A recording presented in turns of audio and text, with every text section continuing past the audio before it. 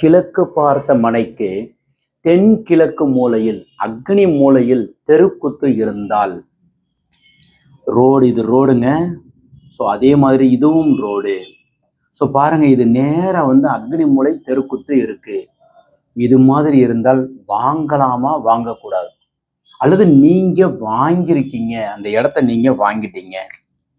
So அப்போ நீங்க இந்த வாங்கி இருக்கிறதுல எப்படி கட்டணும்?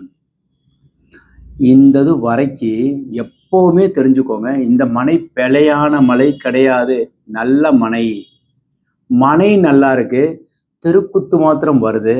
நாம எப்பவுமே அக்னி மூலை தெருக்குத்து இருக்கிறதுல வாசல் இங்க வைக்கக்கூடாது. எப்பவுமே ஈசான மூலையில தான் வைத்து நீங்க வீடு கட்ட போறீங்க. ஸோ வீடு கட்டும் போது நாம எப்பவுமே எப்படி செயல்படுவோம்னா, ஈசானத்துல தான் வாசல் வைத்து வீடு கட்ட போறோம். அப்ப அக்னி மூலை தெருக்குத்து இருந்தால், சவுத் ஈஸ்ட் கார்னர் தெருக்குத்து இருந்தால் டைரக்டா இந்த இடத்துல வாசல் வைக்க கூடாது. இங்கதான் வாசல் வைக்கிறீங்க. அப்ப இந்த பாகத்தை நீங்க அடைத்து வீடு கட்டி கொள்வது சிறப்பு. ஸோ வீடு எப்பவுமே நீங்க செயல்படும் போது அக்னி மூலையில வாசல் வைக்காமல் ஈசானத்துல வாசல் வைத்து கட்டுவது சிறப்பு.